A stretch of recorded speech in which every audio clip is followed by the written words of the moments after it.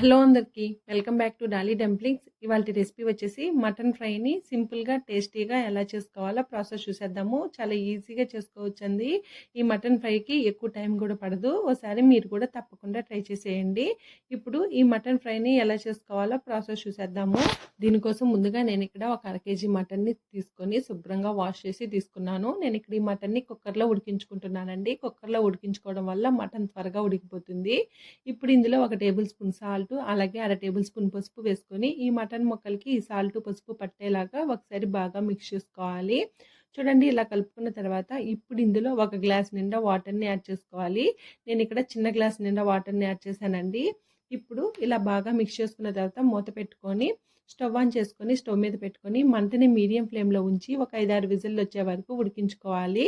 మీరు తీసుకున్న మటన్ ముదురుగా ఉంటే మరో 2 విజిల్లు వచ్చే వరకు ఉడికించుకోండి. నాకు ఇక్కడ 5 విజిల్లకే ఉడికిపోయిందండి. ఇప్పుడు స్టవ్ ఆఫ్ చేసేసుకొని ప్రెషర్ అంతా బయటకు పోయిన తర్వాత మూత తీసి చూపిస్తున్నాను. చూడండి, మటన్ అనేది సాఫ్ట్గా కుక్ అయిపోయింది. ఇలా ఉడికిన ఈ మటన్ని పక్క పెట్టేసుకొని ఇప్పుడు స్టవ్ ఆన్ చేసుకొని కడాయిని పెట్టుకొని ఇందులో 3 టేబుల్ స్పూన్ల వరకు ఆయిల్ వేసుకోవాలి. ఆయిల్ బాగా వేడైన తర్వాత ఇందులో ఒక పెద్ద సైజు ఆనియన్ తరుగుని వేసుకోవాలి. అలాగే 3 పచ్చిమిర్చిని సన్నగా పొడవుగా కట్ చేసి వేసుకొని ఇందులోనే 2 రెమ్మల కరివేపాకును కూడా వేసుకొని ఆనియన్స్ లైట్గా కలర్ చేంజ్ అయ్యే వరకు మధ్యలో కలుపుతూ ఈ ఆనియన్స్ని వేపుకోవాలి. మరీ ఎక్కువ ఎర్రగా వేపుకోవాల్సిన అవసరం లేదండి. లైట్గా పింక్ కలర్లోకి చేంజ్ అయితే సరిపోతుంది. ఇలా వేగిన తర్వాత ఇప్పుడు ఇందులో ఒక 2-3 టేబుల్ స్పూన్ల వరకు జీడిపప్పుని వేసుకోవాలి. జీడిపప్పు వేసుకోవడం వల్ల మటన్ ఫ్రై మంచి టేస్ట్ వస్తుందండి. అలాగే ఈ జీడిపప్పు మటన్తో పాటు అక్కడక్కడ తగులుతూ ఉంటే చాలా బాగుంటుంది. ఈ జీడిపప్పు అనేది ఆప్షనల్ అండి. ఇవి వేసుకున్న తర్వాత ఒక 2 నిమిషాలు ఫ్రై చేసుకున్న తర్వాత ఇప్పుడు ఇందులో 1 టేబుల్ స్పూను అల్లం వెల్లుల్లి పేస్ట్ని కూడా వేసుకొని మంటని మీడియం ఫ్లేమ్లోనే ఉంచి అల్లం వెల్లుల్లి పేస్ట్లో నుంచి పచ్చివాసన పోయి లైట్ గోల్డెన్ బ్రౌన్ కలర్కి చేంజ్ అయ్యే వరకు వేపుకోవాలి. చూడండి, ఇలా వేగిన తర్వాత ఇందులో ఒక 1/2 టేబుల్ స్పూను పసుపు వేసుకొని ఒకసారి బాగా మిక్స్ చేసుకోవాలి. అలాగే ఇందులో 1 టేబుల్ స్పూన్ వరకు ధనియాల పొడిని కూడా వేసుకోవాలి. ఈ ధనియాల పొడిని నేను నార్మల్దే వేస్తున్నానండి, వేయించిన ధనియాల పొడి కాదు. ఇప్పుడు ఇలా ఈ మసాలాలన్నీ బాగా వేగిన తర్వాత ఇప్పుడు మనం ముందుగా ఉడికించి పెట్టుకున్న మటన్ని నీళ్ళతో సహా వేసుకోవాలండి. ఇలా నీళ్ళతో సహా మటన్ని వేసుకొని మంటని మీడియం ఫ్లేమ్లో ఉంచి మధ్యలో కలుపుతూ మూత పెట్టకుండా ఈ మటన్ని ఈ నీళ్ళన్నీ ఆవిరైపోయే వరకు మధ్యలో మిక్స్ చేసుకుంటూ ఉడికించుకోవాలి.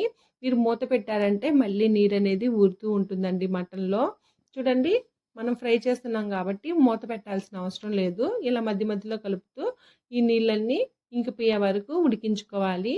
చూడండి, ఇక్కడ మటన్ అనేది బాగా దగ్గరగా అయిపోయింది కదా. ఇప్పుడు ఇందులో 1/2 టేబుల్ స్పూన్ వరకు కారాన్ని వేసుకోవాలి. కారం అనేది మీరు తినేదాన్ని బట్టి యాడ్ చేసుకోండి. మనం ముందుగా ఇక్కడ పచ్చిమిర్చిని కూడా వేసుకున్నాం కాబట్టి 1/2 టేబుల్ స్పూన్ వేసానండి నేనైతే.